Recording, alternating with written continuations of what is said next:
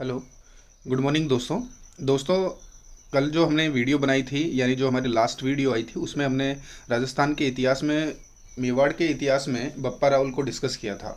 और बप्पा रावल के बारे में हमने पढ़ा था कि बप्पा रावल, जो गुहिल वंश की स्टार्टिंग होती है वो बप्पा रावल से होती है, और उनका वास्तविक नाम क्या था? कालबोस था। हरित ऋषि इनके गुरु का नाम था, और इन्होंने मान मौर्य को हराया था, तब जाकर चित्तौड़ पर अधिकार किया था। तो इस तरह की हमने इनके बारे में छोटी छोटी चीज़ें देखी थी।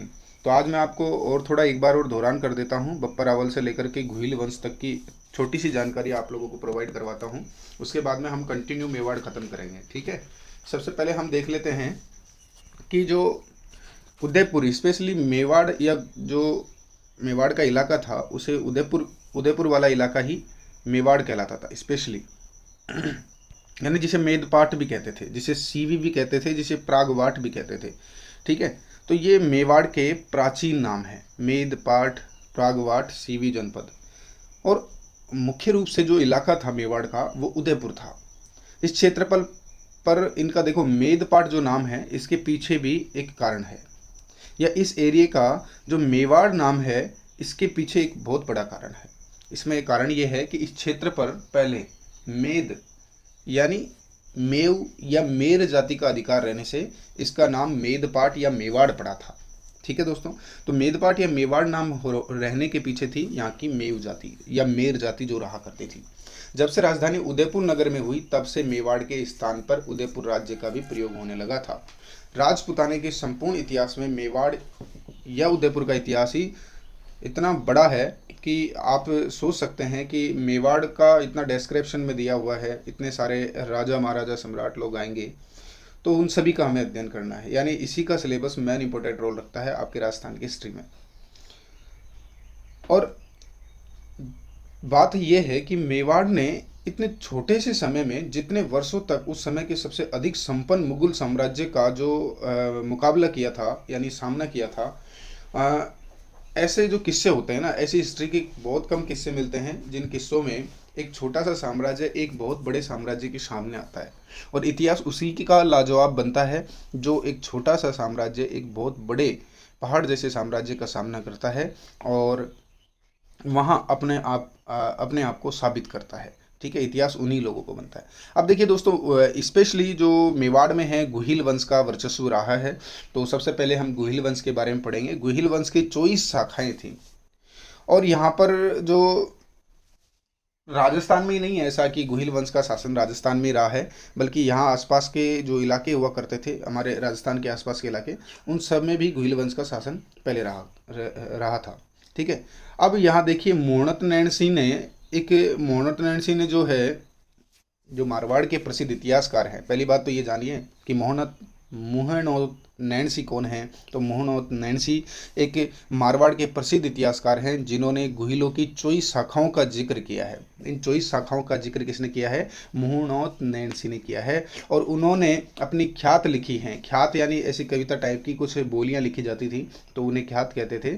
तो उन्होंने 24 शाखाओं का जिक्र है वो कौन सी ख्यात में किया है, तो ये प्रश्न भी आपसे पूछा जा सकता है। तो मोहनत नैनसी ने नैनसीरी ख्यात में इन 24 शाखाओं का, गुहिल वंश की 24 शाखाओं का जिक्र किया है। चित्तौड़गढ़ प्रशस्ति में गुहिल वंश की अनेक शाखाओं का उल्लेख मिलता है, ठीक है। यानी ये पूछा जा सकता है। और कविराज श्यामल दास ने गुहिलों की 36 शाखाएं बताई हैं, ये भी क्वेश्चन पूरी याद रखने लायक है। और कर्नल जेम्स टोड ने इस बात को स्वीकार किया है कि वास्तव में जो मेवाड़ था और जिसमें गुहिल वंश थे, उनकी 24 शाखाएं थी। जैसे कि मेवाड़ के गुहिल हो गए, वांगड़ के गुहिल हो गए, चाटसू के गुहिल हो गए, धोड़ के गुहिल हो गए, काठियावाड़ के गुहिल हो गए, मारवाड़ के गुहिल हो गए, है ना, कल्याणपुर के गुहिल हो गए। तो इस तरह से कई सारे जो इनकी शाखाएं हैं, 24 शाखाएं टोटल हैं। अब हमें इन्हें तो नहीं जानना, लेकिन हमें एक चीज़ देखनी है कि अभी मैं थोड़ा डेस्क्रिप्टिव आप लोगों को बता रहा हूँ। कल वाली बात ये रही कि कल एक जो वीडियो मैंने बनाई उस पर बहुत लोग कह रहे थे कि सर ये क्या चीज़ है, आप पढ़ा तो रहे हो मेवाड़ और ये वांगड़ वांगड़ ये सब कुछ साइड में लिखा हुआ है। तो मेरे प्यारे दोस्त, ये एक नोट्स बुक है, और इस नोट्स बुक में साइड में लिखा हुआ है, तो इस पे फोकस नहीं करना है, जो मैं बता रहा हूँ उसी पे फोकस करना है। यहाँ पर मैंने जो लिखा है ये छोटे छोटे पॉइंट्स होते हैं जो हमेशा साइड में अक्सर मैं लिख लिया करता हूँ, और आपको भी लिख लेना चाहिए ताकि याद रहें। तो दोस्तों गुहिल वंश का मैं बता दूं कि कल मैंने आपको बताया था कि मेवाड़ का अधिकतर एरिया कौन सा था, जहाँ पर मेवाड़ या गुहिलों का जो राज्य था वो उसका विस्तार रहा। तो चित्तौड़गढ़, उदयपुर, राजसमंद, प्रतापगढ़, शाहपुरा। शाहपुरा एक चित्तौड़गढ़, राजसमंद और प्रतापगढ़ तीनों के बीच का उदयपुर के टच का एरिया पड़ता है। तो वहाँ यानी भीलवाड़ा टच का एरिया है। तो शाहपुरा एक रियासत थी। तो इसका आसपास का जो क्षेत्र है, इन चार जगहों का जो आसपास, चार पांच जगहों का आसपास का क्षेत्र है, चित्तौड़गढ़, उदयपुर, राजसमंद, प्रतापगढ़, शाहपुरा, यहाँ तक मेवाड़ राज्य का विस्तार देखने को मिलता है। ठीक है दोस्तों, अब इसकी बात करें तो सबसे इम्पोर्टेंट जो यहाँ का शासक रहा है, यहाँ का जो शासक रहा है गुहिल वंश में बप्पा रावल। बप्पा रावल इंपॉर्टेंट है। यहाँ से क्वेश्चन बनता है कि इनका वास्तविक नाम क्या था। तो इनका वास्तविक नाम था कालभोज। हरित ऋषि इनके शिष्य थे, हरित ऋषि के ये शिष्य थे, यानी इनके गुरु का नाम क्या हुआ, हरित ऋषि। और इन्होंने मान मौर्य को हराकर सबसे पहले चित्तौड़ को अपने कब्जे में लिया था। इन्होंने ही राजधानी, सबसे पहले मेवाड़ की राजधानी नागदा को बसाया। और नागदा में एक लिंग मंदिर का निर्माण कराने का श्रेय भी किसे दिया जाता है, कालभोज को दिया जाता है। ये छोटे छोटे पॉइंट है कालभोज के बारे में जो आपको याद होने चाहिए। जो दृढ़ राखे धर्म को तीही राखे करतार। मेवाड़ के शासक स्वयं को एकलिंग जी का दीवान मानते थे। बप्पा रावल मुस्लिम सेना को हराते हुए गजनी तक चला गया था। वहां के राजा सलीम को हटा दिया और अपने भांजे को वहां पर राजा बनाया। मैंने बाकी आपसे कल बात कर ली थी, नेक्स्ट जो पिछली वीडियो रही थी। रावलपिंडी शहर का नाम बप्पा रावल के कारण ही रावलपिंडी पड़ा है। यहाँ हम एक चीज़ और इनका पॉइंट है कि ये इससे क्वेश्चन बन चुका है पहले कि सीवी वैद ने बप्पा रावल की तुलना किससे की है। तो इन्होंने फ्रांस के कमांडर चार्ल्स मार्टेल से इसकी तुलना की है। मेवाड़ में सोने के सिक्के के प्रारंभ करने का श्रेय, यानी 115 ग्रेन का सिक्का अगर सबसे पहले स्टार्ट किया है मेवाड़ में, तो वो हुए गुहिलों में बप्पा रावल। उपाधियां भी मिली हैं इन्हें बप्पा रावल की। कौन कौन सी उपाधियां हैं, राजगुरु की उपाधि है, हिंदू सूरज की उपाधि है, और चकवे, यानी जो चारों दिशाओं को जीतने वाला हो उसे कहते हैं चकवे। अब देखिए आज की हमारी स्पेशली जो क्लास है वो क्लास आप अल्लट से स्टार्ट करेंगे। क्यों? क्योंकि कल वाली क्लास को मैं डिस्कस हमेशा शॉर्ट एंड स्वीट में डेली ही डिस्कस करूंगा, जो लास्ट क्लास हुआ करेगी। तो अल्लट के बारे में ज़्यादा कुछ नहीं पढ़ना है। जो इम्पोर्टेंट राजा हैं उन्हीं को बारे में देखना है, जो शासक हुए हैं महत्वपूर्ण मेवाड़ में, उन सबको देखेंगे। तो यहाँ देखिए अल्लट की अगर हम बात करें तो अल्लट का जो पुराना नाम या अन्य नाम जो देखने को मिलता है स्रोतों में, आलू रावल देखने को मिलता है। कौन सा नाम मिलता है? आलू रावल। अल्लट का पुराना नाम कौन सा है? आलू रावल। और इन्होंने आहड़ को दूसरी राजधानी बनाया। कहने में तो बप्पा रावल का बहुत गहरा शासन रहा था, लेकिन उसके बाद में अगर कोई इम्पोर्टेंट है तो कई सारे राजा हैं, लेकिन अल्लट ने उस समय के दौर में महत्वपूर्ण भूमिका निभाई थी। यानी इन्होंने मेवाड़ के राज्य विस्तार में बड़ी उन्नति प्राप्त की थी। ठीक है, अल्लट को आलू रावल कहा जाता है। और ये लगभग 10वीं सदी में मेवाड़ के शासन बने थे। इन्होंने क्या है, आहटपुर जो है, यानी जिसे आहड़ कहा जाता है, तो वहाँ पर इन्होंने दूसरी राजधानी बनाई थी नागदा से, मेवाड़ की राजधानी। और इन्होंने सबसे पहले मेवाड़ में नौकरशाही का गठन भी किया था। तो ये भी आपको याद रखना है। देखिए छोटे छोटे पॉइंट याद रखना है। सबसे पहला है इनका पुराना नाम क्या है, दूसरा है आहड़ को दूसरी राजधानी बनाने वाले अल्लट। आहड़ में वराह मंदिर का निर्माण जो विष्णु जी से संबंधित है, उसका निर्माण किसने करवाया? तो अल्लट ने करवाया। ठीक है, मेवाड़ में नौकरशाही की सबसे पहले स्थापना किसने करवाई? अल्लट ने करवाई। और अल्लट ने हूण राजकुमारी हरिया देवी से शादी की। तो हूण राजकुमारी हरिया देवी से शादी किसने की थी? अल्लट ने की थी। ठीक है, तो ये सारी चीजें आपको याद रखनी है। और ये वराह मंदिर वाला है, ये ज्यादा इंपॉर्टेंट है। वराह मंदिर का निर्माण किसने कराया था? आहड़ में वराह मंदिर का निर्माण किसने करवाया था? तो ये अल्लट ने कराया था। या वराह मंदिर का संबंध किससे है? विष्णु जी से है। और इनका दोनों का संबंध किससे? अल्लट से है। तो आपको ये याद रखना है।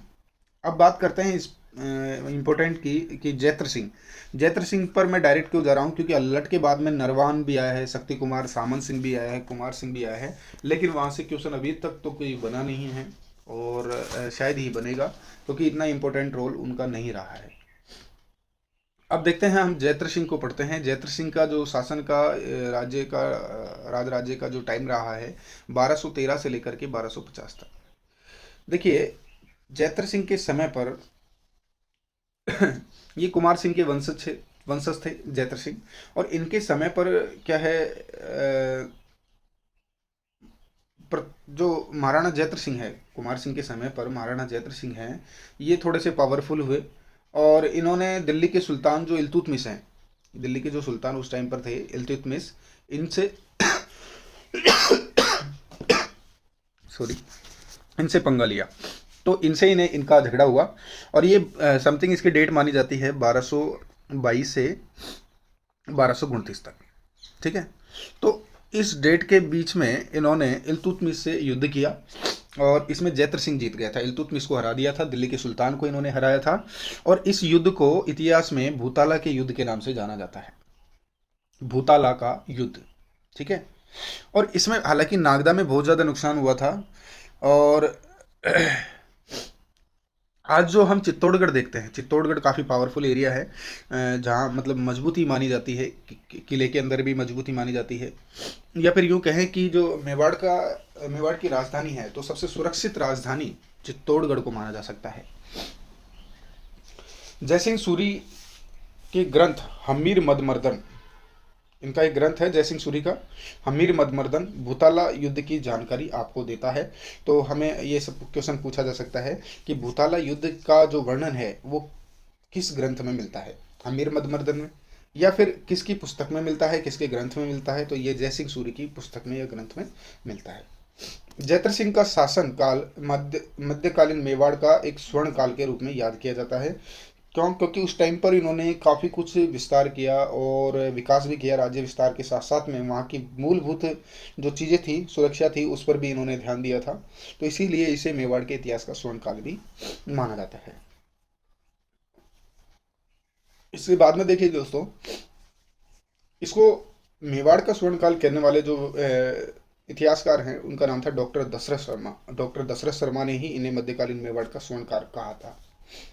ठीक है, अब आगे देखते हैं कि हम उसके बाद में इम्पोर्टेंट राजा तेज सिंह है, तेज सिंह के बाद में समर सिंह है, लेकिन हमें इम्पोर्टेंट ही पढ़ना है। समर सिंह तेज सिंह को नहीं पढ़ना है, क्योंकि ये दोनों, इनका ज़्यादा वर्णन देखने को मिलता नहीं है और इम्पोर्टेंट एग्जाम्स में इनका रोल भी नहीं रहता है। तो अब रतन सिंह को देखते हैं।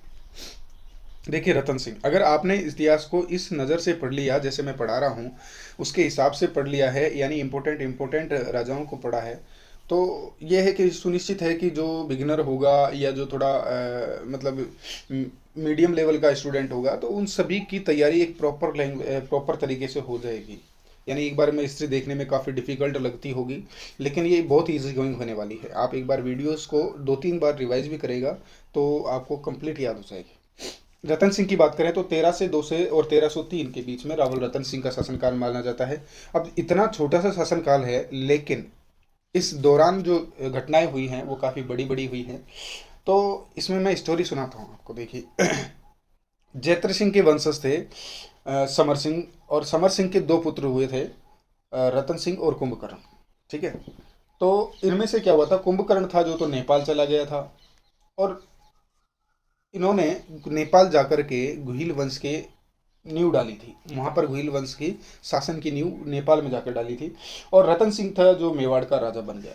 मलिक मोहम्मद जायसी के ग्रंथ पद्मावत के अनुसार, आपको पता है रतन सिंह से संबंध पद्मावत भी मूवी आ चुकी है, और यही पद्मावत ग्रंथ है जो किसके द्वारा लिखा गया था, मलिक मोहम्मद जायसी का ग्रंथ है पद्मावत। और उसमें इस बात को मेंशन किया गया है कि रतन सिंह की रानी पद्मिनी सिंहल देश के राजा गंधर्व सेन की पुत्री थी। जो रतन सिंह की पत्नी थी पद्मावती, वो कौन थी, सिंघल देश की, यानी श्रीलंका के पास में श्रीलंका के राजा गंधर्व सेन की पुत्री थी, जो एक सुंदर महिला थी। रावल रतन सिंह के शासनकाल की प्रमुख घटना चित्तौड़गढ़ की का प्रथम शाखा कहलाता है। क्या कहलाता है, चित्तौड़गढ़ का प्रथम शाखा। अब देखिए इंपॉर्टेंट रोल क्या रहा, पहले सबसे पहले हम समझने से पहले हम ये देखते हैं कि अलाउद्दीन खिलजी ने चित्तौड़ पर राणा रतन सिंह के टाइम पर, रावल रतन सिंह के टाइम पर, सॉरी, तो रावल रतन सिंह के टाइम पर चित्तौड़गढ़ पर अलाउद्दीन खिलजी ने आक्रमण किया था। वो 1303 में किया था। तो इस आक्रमण को इम्पोर्टेंट माना जाता है, इस युद्ध को महत्वपूर्ण माना जाता है। और इस युद्ध में देखिए इसको पूरा डीपली स्टडी करना जरूरी है। अलाउद्दीन खिलजी की साम्राज्यवादी नीति, देखिए इसमें कारण क्या था कि ये चित्तौड़गढ़ पर अलाउद्दीन खिलजी को, इतने बड़े शासक को चित्तौड़ पर आक्रमण क्यों करना पड़ा। तो इसके भी कुछ कारण थे कि अलाउद्दीन खिलजी की जो साम्राज्यवादी नीति थी, वो साम्राज्य विस्तार करना चाहता था अधिक से अधिक। चित्तौड़ का व्यापारिक और सामरिक महत्व को देखते हुए यहाँ से ललायित हुआ। सुल्तान के लिए प्रतिष्ठा का प्रश्न था। समर सिंह टैक्स भरने से मना कर दिया था। मेवाड़ का बढ़ता हुआ प्रभाव, पद्मिनी की सुंदरता। अंतिम कारण क्या है? पद्मिनी की सुंदरता। पद्मिनी कौन थी? वही मैंने आपको बताया, सिंगल देश की राजकुमारी थी, श्रीलंका की राजकुमारी थी। इनके पिता का नाम गंधर्व सेन था, माता का नाम चंपावती था। और राघव चेतन नामक एक ब्राह्मण हुआ करता था, उसने अलाउद्दीन खिलजी को पद्मिनी के बारे में बताया था। यानी आपको याद हो तो राघव चेतन का ही सारा कराया हुआ था। ये थोड़ा सा आग को ज़्यादा भड़काने का काम राघव चेतन ने किया था। आपने मूवी भी देखी होगी, ठीक है। तो यहाँ पर क्या था कि ज़्यादा बड़ा चढ़ाकर अलाउद्दीन खिलजी को राघव चेतन ने बताया कि जो रावल रतन सिंह हैं, उनकी जो वाइफ है पद्मिनी, वो इतनी सुंदर है कि मतलब आज तक कोई मतलब उसको कोई देख नहीं पाया, या फिर मतलब बड़ा चढ़ाकर मतलब उनके बारे में काफ़ी ज़्यादा लंबा चौड़ा वर्णन किया। तो उससे क्या है कि ताकि अलाउद्दीन खिलजी इधर ललायित हो जाए और यहाँ आक्रमण करने के लिए तैयार हो जाए। पद्मिनी ने 1600 महिलाओं के साथ में जोहर करके आत्मोत्सर्ग किया था।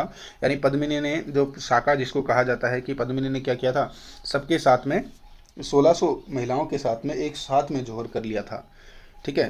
तो 1303 में जो ये घटना हुई थी, इसे ही चित्तौड़ का पहला साका कहा जाता है। क्या कहा जाता है? जोहर कहा जाता है, पहला साका कहा जाता है, जोहर किसरिय कहा जाता है, ठीक है। तो इसे 1600 स्त्रियों के साथ में जो इन्होंने अपने आत्मा का त्याग किया, तो उसे ही प्रथम साका के नाम से जाना जाता है। अलाउद्दीन खिलजी ने चित्तौड़ पर अधिकार कर लिया तथा नाम बदलकर चित्तौड़ का क्या किया, ये क्वेश्चन कई बार पूछा जाता है कि अलाउद्दीन खिलजी ने चित्तौड़ पर आक्रमण करके, उस पर अधिकार करके उसका नाम बदलकर क्या रखा, नाम क्या रखा, तो खिरजाबाद रखा था। चित्तौड़ अपने बेटे खिज्र खां को दे दिया था। उन्होंने क्या किया? चित्तौड़गढ़ को किसको दे दिया? अपने बेटे को दे दिया, खिज्र खां को।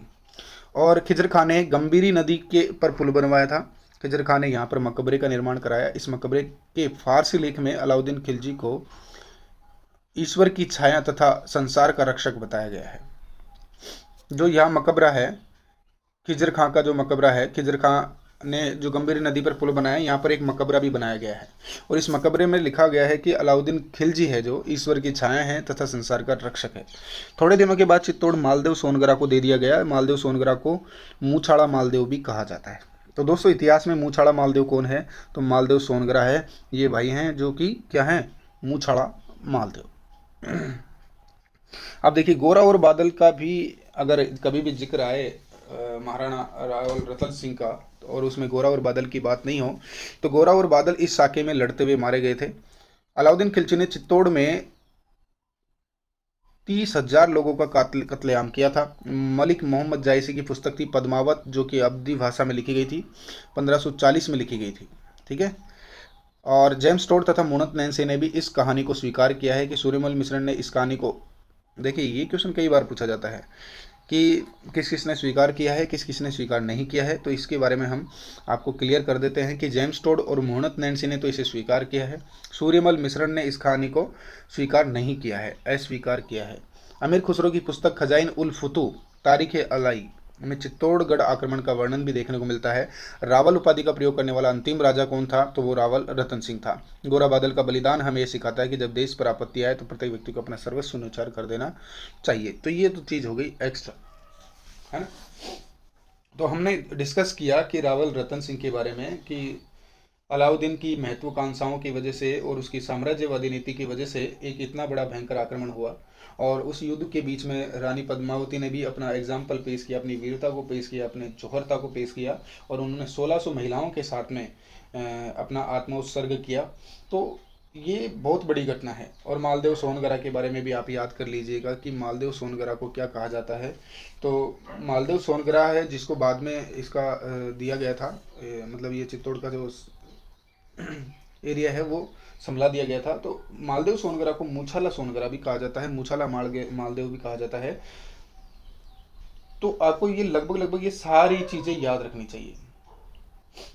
क्या ये मैंने जितनी भी बातें बताई हैं कि रावल रतन सिंह के शासनकाल में प्रमुख घटना चित्तौड़ का एक प्रथम साका था, और 28 जनवरी 1303 में आक्रमण किया था सुल्तान अलाउद्दीन खिलजी ने। कहाँ पर? चित्तौड़ पर।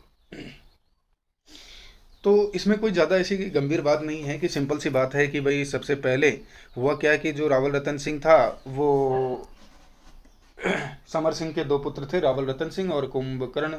अब कुंभकर्ण जी नेपाल चले गए थे, जिन्होंने वहाँ पर गुहिलों का साम्राज्य विस्तार की नीति के तहत वहाँ पर चले गए थे और उन्होंने वहाँ पर गुहिल राजवंश के शासन की नींव डाल दी थी।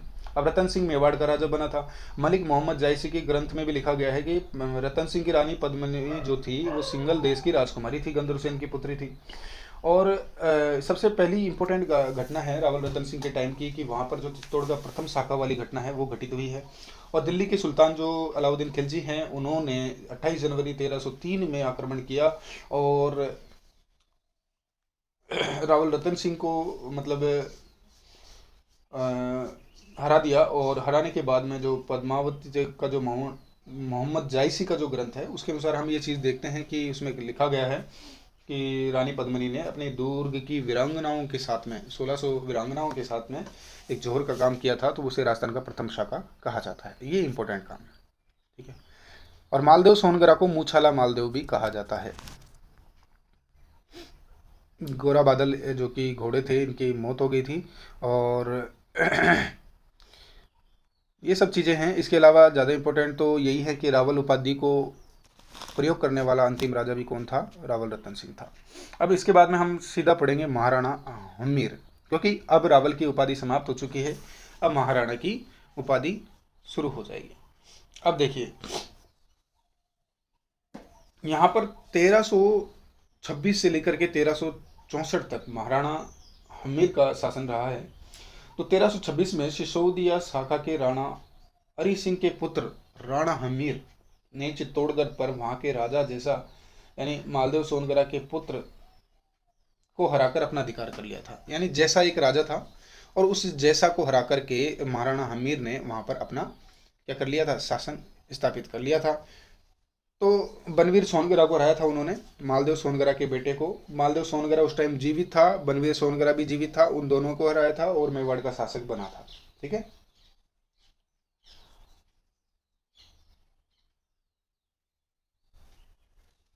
अब देखिए हमीर सिसोदा गांव का था, इसलिए वहां से गुहिल वंश की सिसोदिया शाखा का राज्य शासन प्रारंभ हुआ। सिसोदिया गांव की स्थापना राहत ने की थी। हमीर ने राणा उपाधि का प्रयोग किया था। हमीर पहला शासक है जिसने राणा उपाधि का प्रयोग किया। हमीर को मेवाड़ का उद्धारक भी कहा जाता है। हमीर को क्या कहा जाता है? मेवाड़ का उद्धारक भी कहा जाता है। कुंभलगढ़ प्रशस्ति में हमीर को विषम घाटी पंचानन कहा गया है। विषम घाटी पंचानन किसे कहा गया है? तो ये महाराणा हमीर को कहा गया है।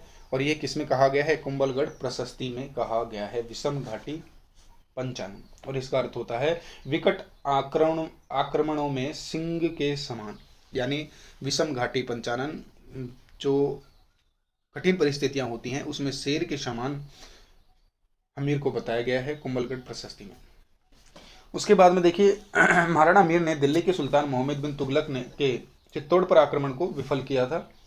और रसिक प्रिय टीका में महाराणा कुंभा ने एक रसिक प्रिय ग्रंथ लिखा है, उस ग्रंथ के अंदर और जो कुंभलगढ़ प्रशस्ति है उसके अंदर इन दोनों में, कुंभलगढ़ प्रशस्ति को कीर्ति स्तंभ प्रशस्ति भी कहा जाता है, इन दोनों में हमीर को क्या कहा गया है? विषम घाटी पंचानन की उपाधि दी गई है। रसिक प्रिया में अलग से भी नाम दिया गया है, हमीर को वीर राजा के नाम से पुकारा गया है। हमीर ने चित्तौड़गढ़ में बरवड़ी माता का मंदिर बनवाया था। बरवड़ी माता का मंदिर किसने बनवाया? चित्तौड़ में हमीर ने बनाया था। बरवड़ी माता मेवाड़ के गुहिल वंश की इष्ट देवी थी। बाण माता मेवाड़ के गुहिल वंश की कुल देवी है। बाण माता कौन है? मेवाड़ के गुहिल वंश की कुल देवी है। ये क्वेश्चन पूछा गया है और आगे भी पूछा जा सकता है। अब बात करते हैं महाराणा लाखा की। इसके बाद में हालांकि क्षेत्र सिंह हैं, लेकिन उनके बारे में इतना वर्णन है नहीं। तो महाराणा लाखा की बात करते हैं 1382 से लेकर के 1421 तक।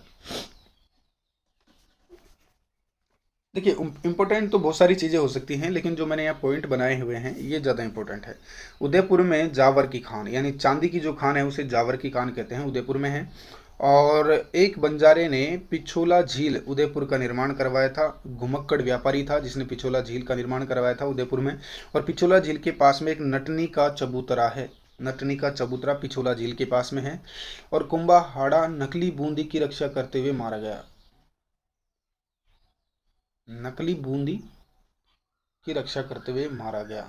देखिए दोस्तों, इस सेंटेंस में कहीं ना कहीं मिस्टेक है, लेकिन मैं आपको पूरा एकदम डेस्क्रिप्टिव बता देता हूँ कि जितना मैंने स्टडी किया है उसके अकॉर्डिंग मैं आपको समझाता हूँ कि महाराणा हमीर के जो पोते थे क्षेत्र सिंह, और क्षेत्र सिंह का पुत्र हुआ था महाराणा लाखा सिंह, जिसे लक्ष्य सिंह के नाम से भी जाना जाता है। और सन 1382 में चित्तौड़ के राज्य पर इन्होंने मतलब अपनी पीठ स्थापित की थी, इन्होंने अपना राज्य सिंहासन स्थापित किया था। इनके राजतत्व काल में मगरा जिले के जावर खान में मतलब चित्तौड़ उदयपुर में चांदी की खान निकल आई थी, जिसमें से चांदी और शीशा बहुत मात्रा में निकलने लगा था, जिससे राज्य की आय में वृद्धि हो रही थी, धन धान्य होने लगा था राज्य। महाराणा लाखा के काल में ही एक बंजारे ने पिछोला झील का निर्माण करवाया था, जिसके किनारे परवर्ती काल में उदयपुर के राजमहलों का निर्माण कराया गया था और नटनी का चबूतरा बनाया गया था। महाराणा लाखा के शासनकाल में मंडोर के शासक राव चूंडा व के पुत्र राव राणमल अपने पिता से नाराज होकर के मेवाड़ की सेवा में आ गया था। और इसमें कई सारी घटनाएं हैं। महाराणा लाखा ने मजाक में, देखिए दोस्तों, इसमें हालांकि इसका बहुत बड़ा ट्विस्ट है कि मैं आपको बताऊं कि ये किस्सा है।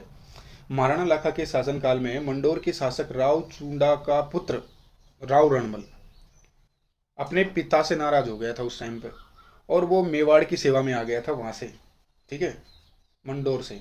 इस रणमल की बहन हंसाबाई का नारियल लाखा के पुत्र चूड़ा के लिए आया।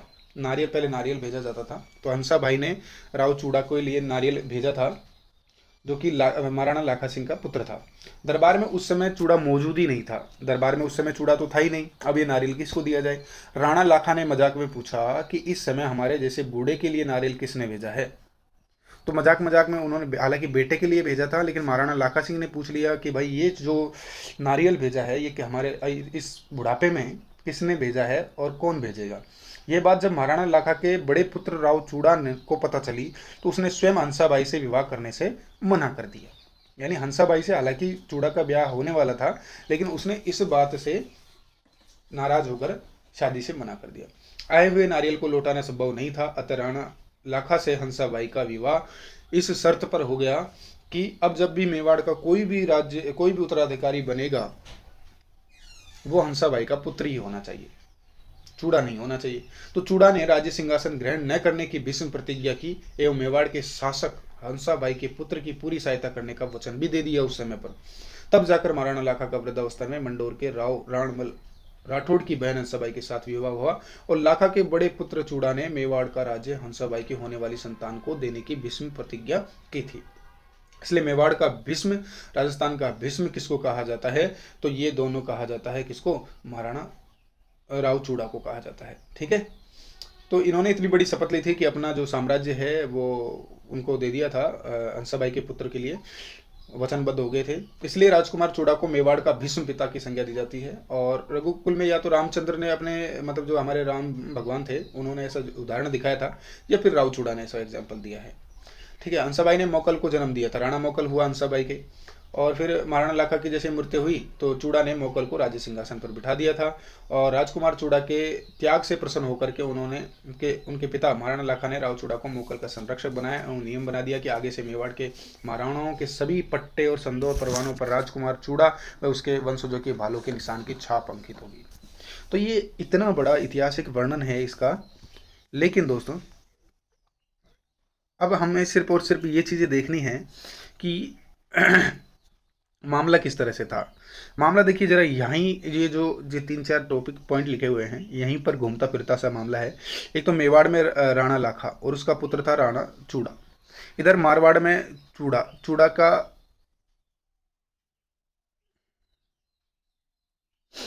मारवाड़ में क्या था, मारवाड़ में मंडोर का शासक राव चूड़ा, और यहाँ पर जो महाराणा लाखा है उसका पुत्र का नाम भी क्या था, चूड़ा, ठीक है। ये महाराणा, इनका बड़ा पुत्र का नाम था, महाराणा लाखा का बड़ा पुत्र का नाम था चूड़ा, और मारवाड़ के जो शासक थे उस टाइम पर मंडोर के शासक उनका नाम भी क्या था, राव चूड़ा। अब उनके एक पुत्र था एक पुत्री थी, तो पुत्र तो था रणमल और पुत्री थी हंसाबाई।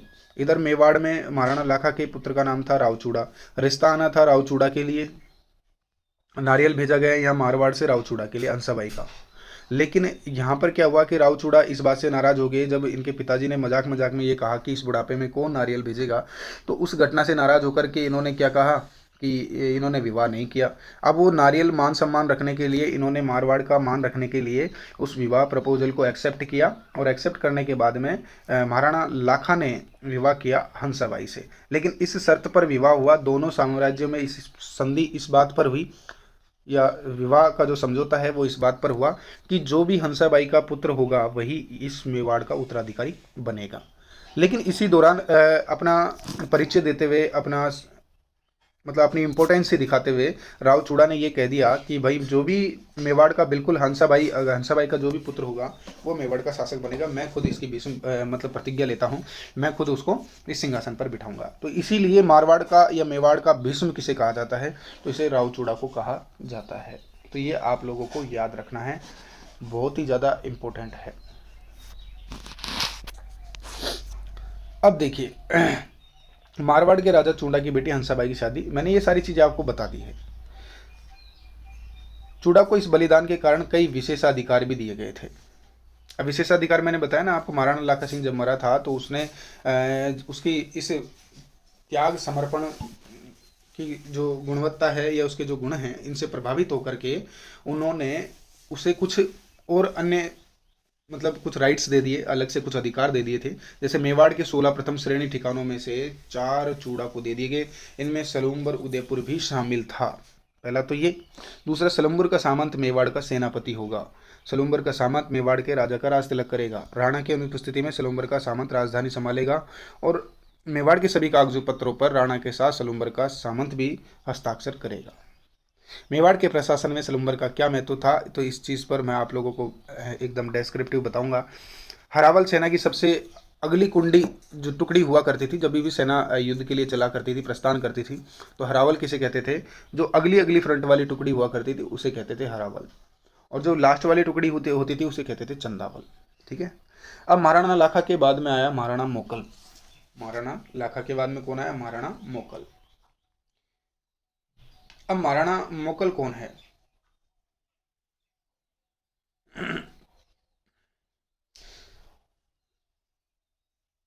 मोकल है हंसाबाई। जो हंसाबाई आपने सुना, महाराणा लाखा की वाइफ हंसाबाई, जिसके कारण महाराणा चूड़ा ने अपना भीष्म प्रतिज्ञा की थी कि भाई वो हंसाबाई के जो भी पुत्र होगा उसे यहाँ का राजा बनाएंगे। तो हंसाबाई का जो पुत्र था उसका नाम था मोकल। उसका नाम क्या था? मोकल, महाराणा मोकल। अब महाराणा मोकल था जो हंसाबाई का पुत्र था। चूड़ा को संरक्षक बनाया गया। हंसाबाई के अविश्वास के कारण चूड़ा जो था, ऐसा लगा चूड़ा को फील हुआ होगा कि भाई हमारी माता है, मेरे ऊपर शक करती है कि कहीं ये हमसे ये राज छीन ना ले। तो इस कारण से पहले ही राणा चूड़ा है जो क्या किया, यहाँ से छोड़ करके मालवा चला गया। होसंग शाह मालवा का शासक था उस टाइम पर, वहाँ उनके पास चला गया। हंसाबाई का भाई रणमल मोकल का संरक्षक बना। अब मोकल का संरक्षण कौन बना है? जो हंसाबाई है उसका भाई रणमल, यानी इसका मामा इसका गार्ड बना है। ठीक है। मोकल ने एकलिंग मंदिर की 4 दीवारी का निर्माण करवाया था। सिमदेश्वर मंदिर चित्तौड़ का पुनर्निर्माण करवाया। सिमदेश्वर मंदिर का, पहले इस मंदिर का नाम त्रिभुवन नारायण मंदिर था। भोज परमार ने इसका निर्माण बाद में करवाया। 1433 में जिलवाड़ा राजसंबंध नामक स्थान पर चाचा मेरा महपा पवार ने मोकल की हत्या कर दी। ठीक है। तो महपा पवार का ही हाथ था जो महाराणा मोकल की इन्होंने मतलब धोखाधड़ी से हत्या की थी जिलवाड़ा नामक स्थान पर, राजसमंद नामक स्थान पर 1433 में।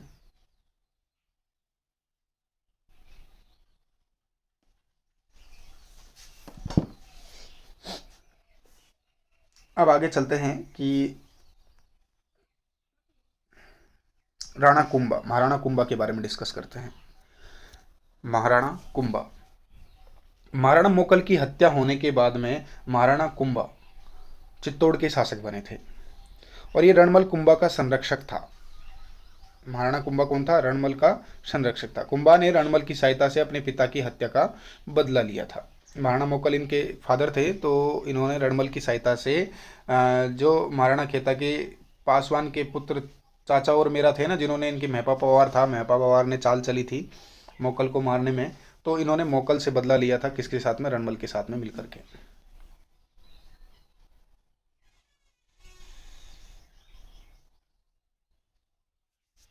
महपा पवार से बदला लिया था, ठीक है, मोकल ने।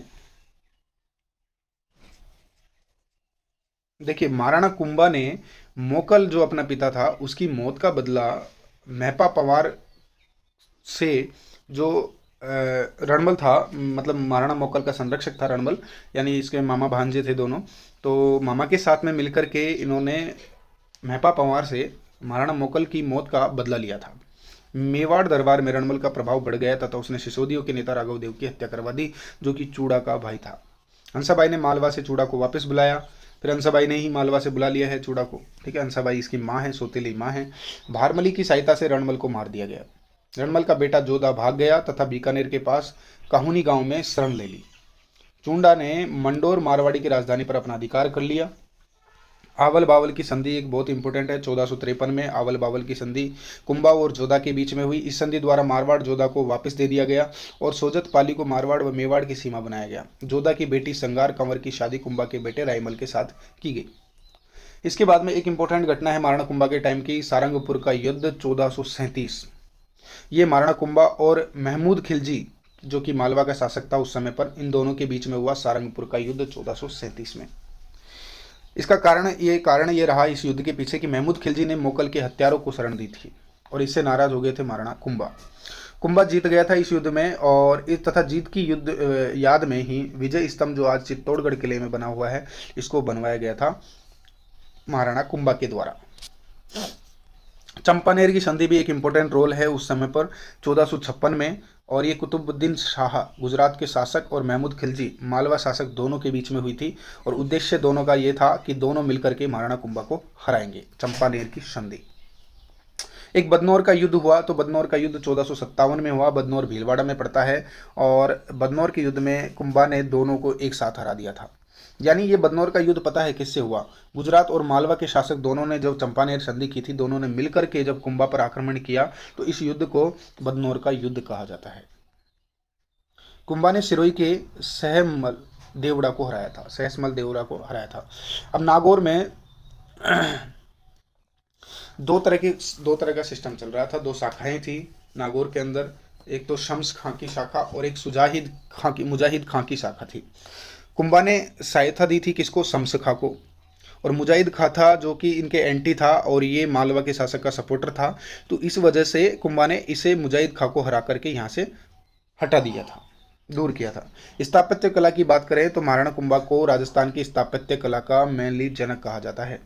महाराणा कुंभा को राजस्थान की स्थापत्य कला का जनक कहा जाता है। विजय स्तंभ की बात करें तो विजय स्तंभ के देखिए अन्य क्या क्या नाम है। कीर्ति स्तंभ भी कहा जाता है, विष्णु ध्वज भी कहा जाता है, गरुड़ ध्वज भी कहा जाता है, मूर्तियों का अजायब घर भी कहा जाता है, भारतीय मूर्ति कला का विश्व कोश भी कहा जाता है। और ये पूरा टोटल कितने मंजिल का है? 9 मंजिल का है। 9 मंजिल की इमारत है। इसकी लंबाई 122 फीट है, चौड़ाई 30 फुट है। वास्तुकार कौन कौन थे तो उनको भी कई बार पूछ लिया जाता है। जैता पूंजा और पोसा नापा, ये इसके वास्तुकार थे विजय स्तंभ के। राजस्थान पुलिस और राजस्थान माध्यमिक शिक्षा बोर्ड का प्रतीक चिन्ह भी क्या है? आपका विजय स्तंभ ही है। तो ये भी याद रखने वाली बात है।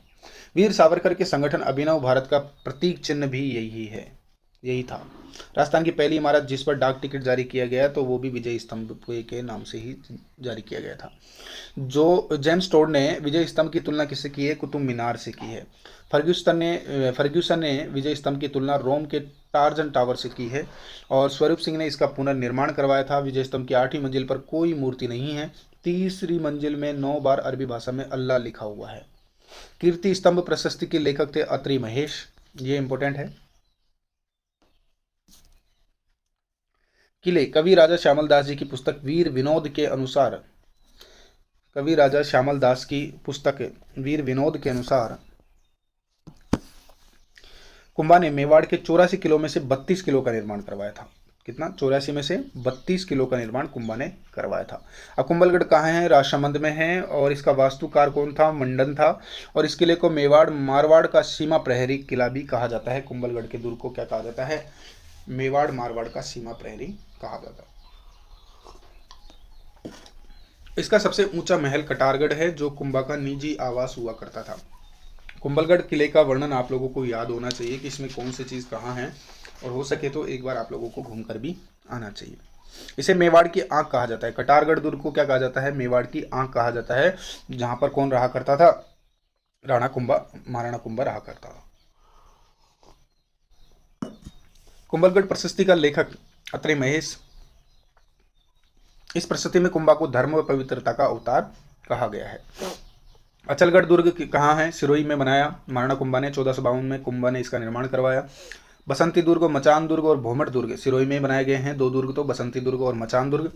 और ये मेओ पर नियंत्रण के लिए, मेओ की जनजाति थी जिसे मेरो भी कहा जाता था, मेर भी कहा जाता था, तो मेरो के पर नियंत्रण के लिए ये 2 दुर्ग वहाँ पर बसाए गए थे सिरोही जिले में।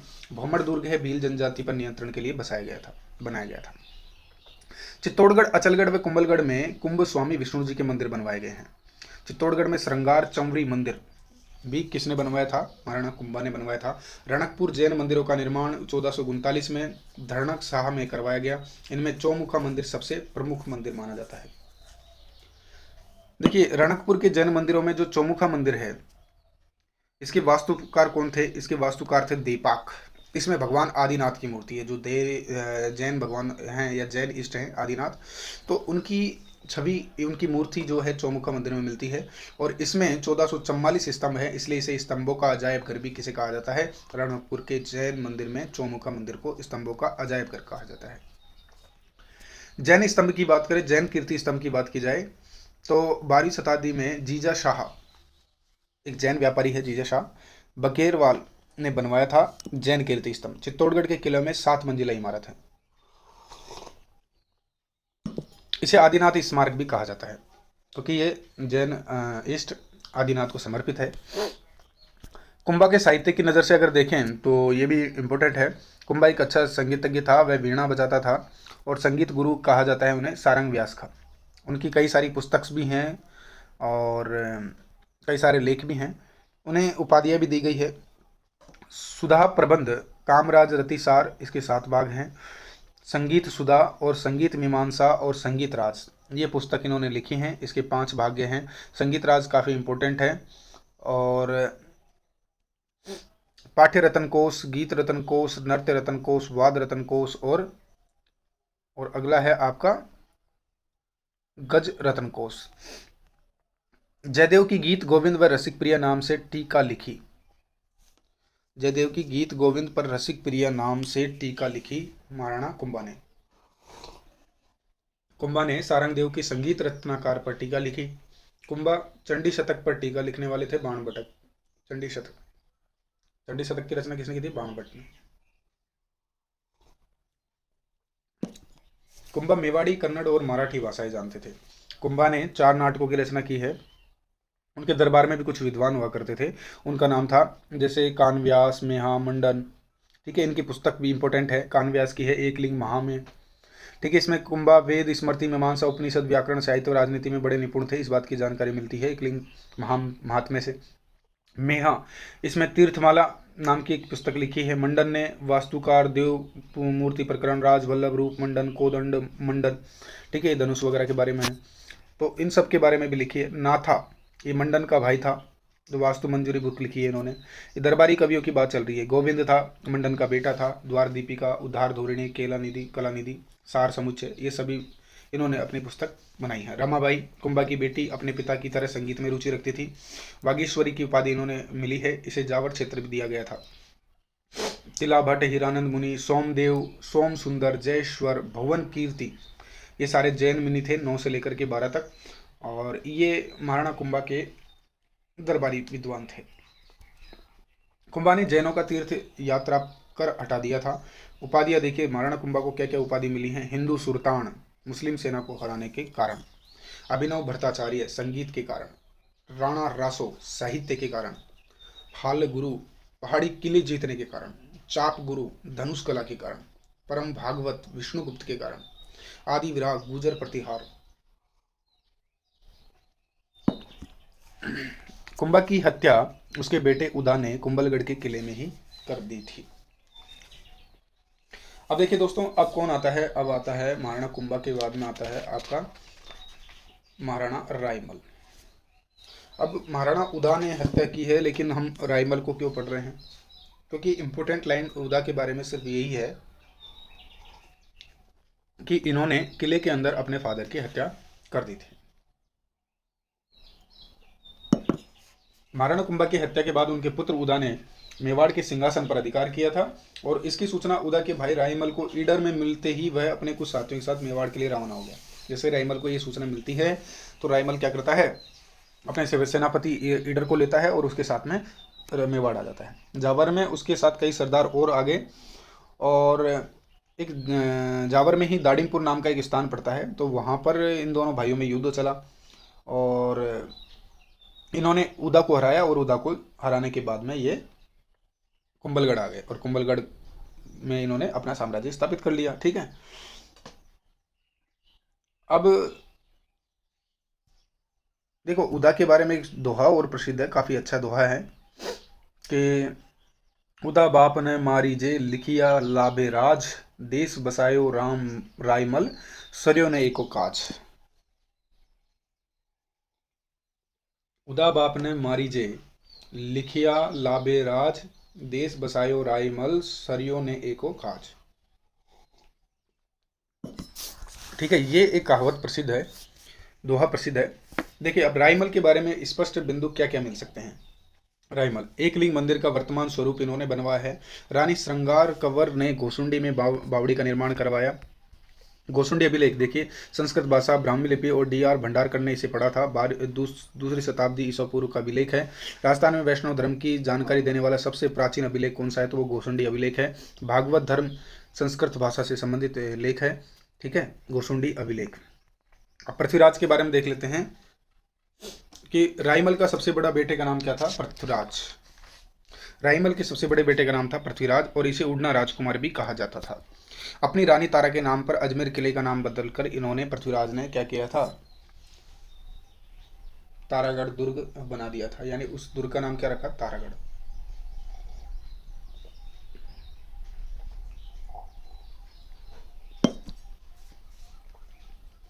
और इस कुंभलगढ़ के किले में पृथ्वीराज की 12 खंभों की एक छतरी बनी हुई है।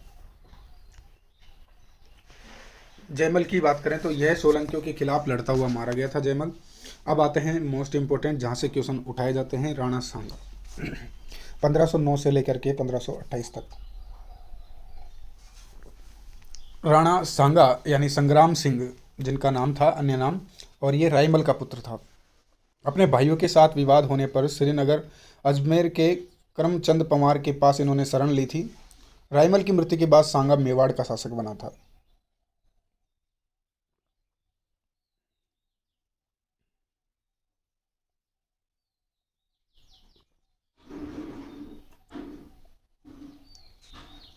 अब महाराणा सांगा जो है परीक्षा की दृष्टि से बहुत इंपॉर्टेंट है, इसलिए मैं थोड़ा आपको इसको डीपली समझा देता हूं।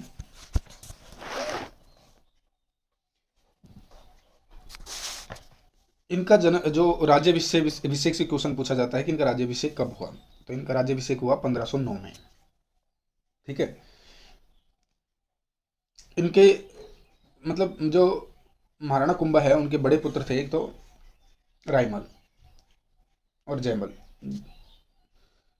और 3 पुत्र थे, मतलब एक राणा सांगा भी था, संग्राम सिंह भी था, लेकिन 2 पुत्र जो बड़े थे वो इतने लायक नहीं थे, और तीसरा पुत्र संग्राम सिंह लायक था, लेकिन ये छोटा होने के कारण संग्राम सिंह को राज सिंहासन का उत्तराधिकारी बनाना भी घर में कलह उत्पन्न करने जैसा काम था।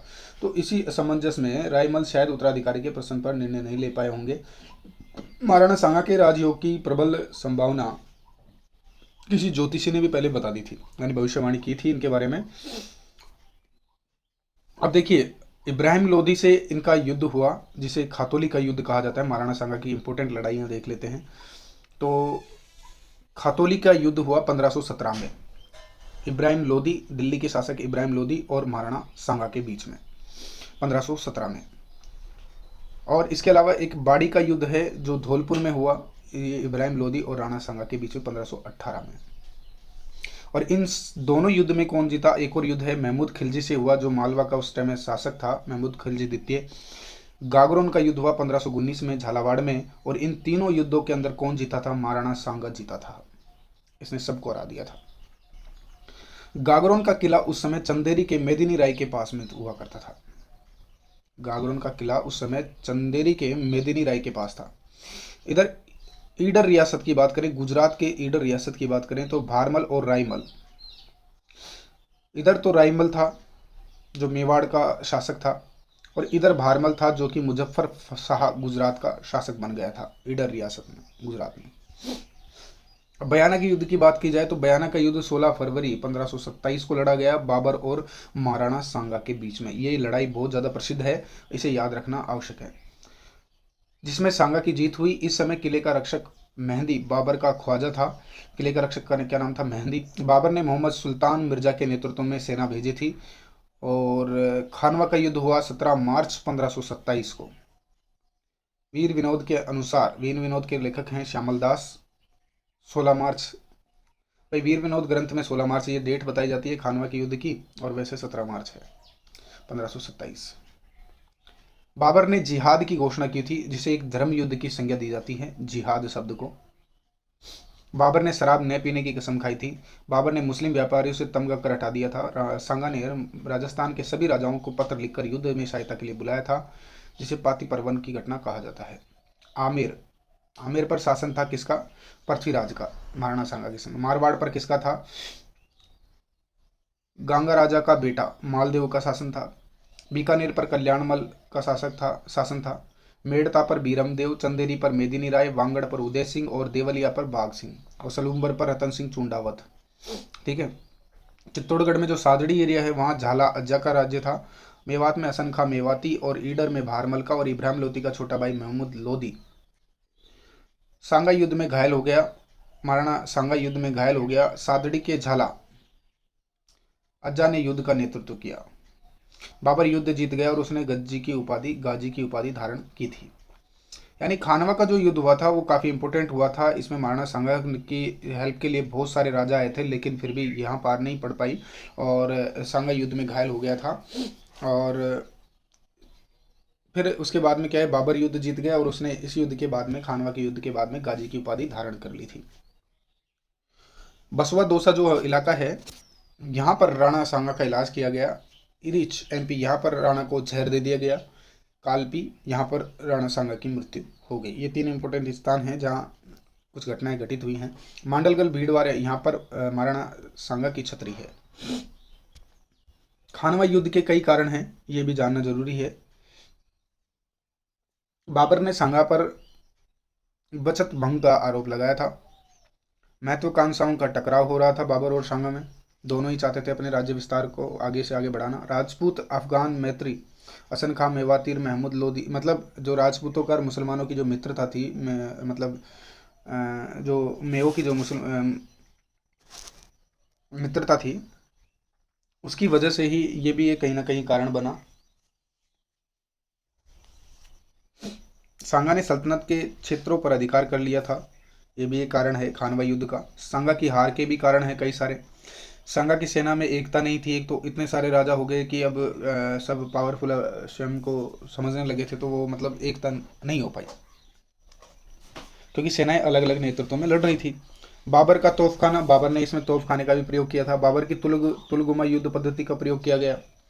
तो ये सब तो सबके लिए नहीं थी, और इसीलिए बाबर इसमें जीत गया। सांगा ने बाबर को बयाना की युद्ध की तैयारी का समय भी दे दिया था। सांगा स्वयं युद्ध के मैदान में उतर गया। मुगल सेना घोड़ों का प्रयोग करती थी, जबकि राजपूती हाथियों का प्रयोग किया करते थे। मुगल सेना के पास राजपूतों की तुलना में हल्के हथियार थे।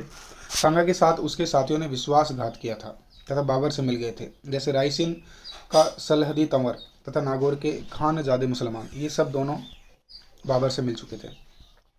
इस युद्ध का कुछ परिणाम रहे तो अफगान तथा राजपूतानों को हराने के बाद बाबर का भारत पर राज करना आसान हो गया। यह अंतिम युद्ध था जिसमें राजस्थान के राजाओं में एकता देखी गई थी। सांगा अंतिम राजपूत राजा था जिसने दिल्ली को चुनौती देने का प्रयास किया था। सांगा के बाद बड़े हिंदू राजा नहीं रहे, जिससे हिंदू संस्कृति को नुकसान हुआ।